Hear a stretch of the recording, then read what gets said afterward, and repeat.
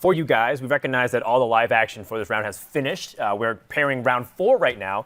But to fill the downtime, we're going to do the last of the series that we were following anyways, which was Lucas versus Napoleon. We recognize that you guys some of you may know what happened, but we're going to just walk through it as if it was live, so that way you guys can catch in on the action, because I think Napoleon's a player that caught a lot of people's attention last year, and he did bring, once again, a very interesting lineup featuring Control Warrior. So I want to see what he's got for this series here. We're going to get into game 4 of the match. Lucas leads 2-1 right now, and it will be Napoleon playing Reno Mage, while Lucas is playing. I'm actually going to. It is aggro? No, aggro. Traditional No, it is Miracle Rogue. Yep, it's a Miracle Rogue featuring Beneath the Grounds. So trying to really mess with your opponents there, and hopefully ends up becoming a factor. I do want to point out that Napoleon actually did win with the Control Warrior against the Rogue. It was actually a really intense game, 1 damage off lethal for Lucas, so cool stuff there. Lucas, I really actually like this list in general for last week.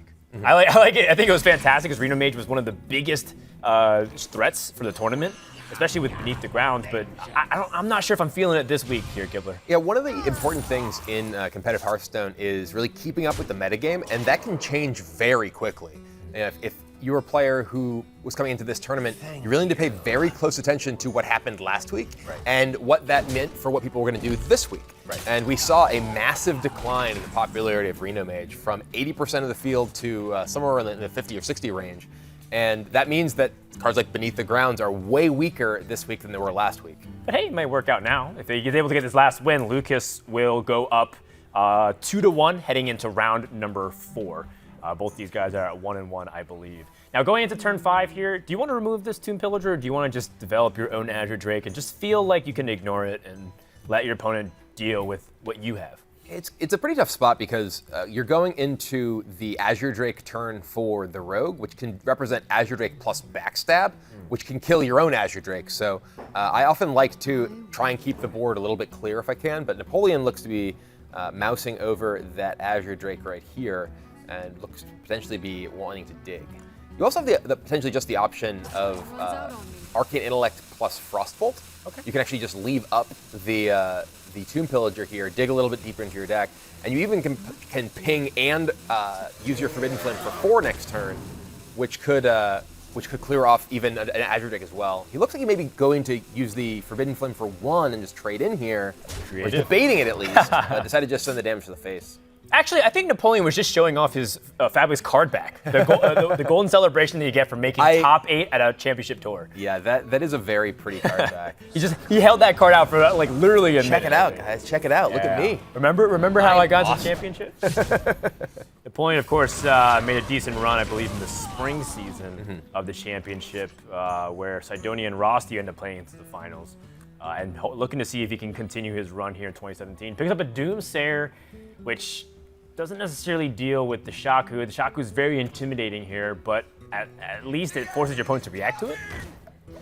Yeah, the Doomsayer plus hero power, as you mentioned, does force Lucas to do something here. He could potentially, he could sap this. He could also just kind of start going off with this Auctioneer, thanks to the double coin plus preparation. So he could even cold build up the Shaku as well and kill the Doomsayer if he wants, rather than sap it back to the hand. So all kinds of options available. Whew. Yeah, I do kind of like keeping sap because there's a lot of other like late game stuff that you might want to use it on, but at the same time, I can't necessarily blame him for wanting to cycle for a lot of these cards. I do think that cycling the coin does have a lot of value as well. But it does also benefit to boost the Van Cleef as well as the Questing Adventurer.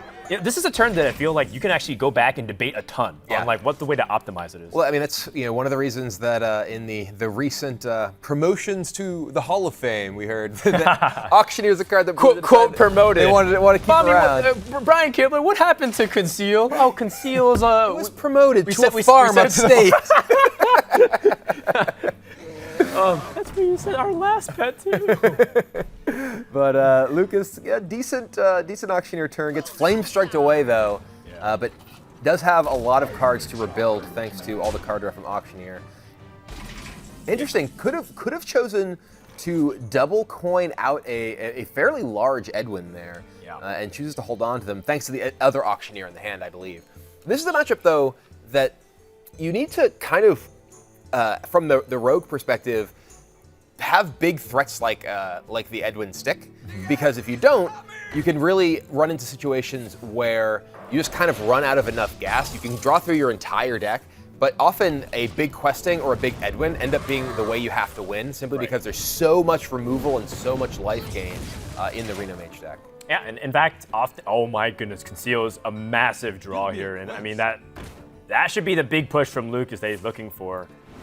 Being able to buff up the questing and Edwin, which is something that I want to follow up on what you brought, Kibler, which is very insightful, is that both these cards are really important, but maybe playing both of them at the same time is what really pushes over the edge. Because Reno Mage can remove both, but over 2 turns, and you really need to get that damage and start threatening them. Conceal just compounds that. Look at that, 10-10 and 7-7. How does Reno Mage stop this? They need to draw stall right now. Well, he did just sap a Doomsayer, and now we're gonna see Blizzard Doomsayer come back out, and that's both of the saps from Lucas. You know, he expended the first one, whereas he could have attacked. We mentioned earlier, he could have chosen to spend that damage killing the Doomsayer, and he now sapped it twice. And this is that same Doomsayer that he allowed to remain in the hand. It's going to kill both of these big threats. He has to find exactly Eviscerate here, I believe, to be able to take this down. But he wouldn't even have enough. Oh no, he doesn't. Yeah, he doesn't have the mana to dagger up. He has no no tools to take this down. Just gonna keep going through his deck. Hey, the Cryomancer could get buffed. It's an opposing minion. Oh, is it opposing? I haven't played the card enough to actually know what it does. I actually had that in Arena once, and I was like, oh, sweet, Frost of a Cryomancer. I'm like, wait, it only got +2/+2? I thought it was for each one. So what is it, a 7/7? It's just a 7/7. It's just a 5-mana 7/7? I wouldn't play that. Come on. But yeah, Lucas expended all of these powerful resources. He's both Auctioneers gone, Edwin gone, Questing gone, and now Napoleon just Reno'd back up. Yeah, not that the Reno really matters that much, but I think Lucas is just out of gas. Beneath the Ground's way too late, and hey, look, that was the deck that Lucas needed to target. He brought Rogue to try and kill Reno decks, and with that gone, Napoleon just has to win with his Reno Warlock, and I mean that is one more deck that he can get an advantage over, but you know, you got to be feeling a little bit nervous here. You're like, well, I definitely feel like I had a chance. I think the Miracle Rogue actually matches up better against the Warlock than it does against the Mage. The Mage has a lot more tools to interact early on. The Hero Power interacts very well against the Patches, the Buccaneer. You can just kill things more readily with cheap removal. Whereas the Warlock relies on getting individual big threats down, and Sap is so good against it. True. So I think that this is probably a stronger matchup for the Rogue than the Mage is. All right, well, when we put it like that, I can't really disagree. So let's go into game number 5. Winner of this moves on to round 4 at a 2-1 score. The loser left to pick up the dust and most likely will not qualify for the top 8 quarterfinals happening tomorrow. So we're going to see what happens here in game number 2. Not the fastest start for Rogue. In fact, the opposite. Reno Lock's the one on the board early here. Yeah, the Mistress of Mixtures really only costs you 2 mana, basically, to remove. You just attack it, then attack it again. You don't even really lose all that much life to it, thanks to the Death Rattle. Yeah, that's true. I think that we may actually just see a questing here. Yeah, this is, you're playing as Reno Lock, which only for early removal has a Shadow Bolt. So this is a matchup where you can just play Questing Adventurer on turn 3, and it can potentially just threaten to dominate the board. Here, Napoleon is like, okay, I'm gonna at least force you to put some damage on your Questing Adventurer. But oh dear, this is not going to be damage to the Questing Adventurer. This is going to be 2 big Questing Adventurers. Holy cow. Oh yeah. What on earth? This is turn 4. We have a 10-6 attack. No big deal. Yeah. So speaking of reasons that this is a pretty good matchup for the Rogue deck, the fact that there is so little early interaction does make this kind of play just totally viable. And look at this. He has to have basically minion power overwhelming Shadow Flame. There's Beneath the Grounds even. Beneath the Grounds attack Conceal, you're just dead next turn, can't even Reno. Yeah, Beneath the Grounds isn't really needed because the opponent doesn't even have Reno at this point, but it's nice even if he did, you could just attack for 30 the turn after. Yeah, exactly. And yeah, look at that! Look at that! Instant concede, don't blame him. There's no coming back from there because even if he drew Reno, way too late. Was that the quickest game all playoffs? Or in HCT history? That's the quickest, like time-wise at least, that I've seen. Maybe not in turns. We've seen turn 4 kills or whatever. Yeah. But I think that really goes to show, obviously great draw, extremely powerful draw. There wasn't an answer on Napoleon's side, but the fact that Lucas recognized, I can just play this questing on 3. That's an important thing, because lots of people, they want to wait until they can play questing in a bunch of spells in a turn. But he knew that there's only Demon Wrath and Shadowbolt that might be able to kill it, and just went in, and it worked. So I'm pretty sure you see Lucas there saying, I heard you played aggro rogue, and I'm going to one-up you with my double questing. Even more aggro. I'll show you a 10-6 on turn 4.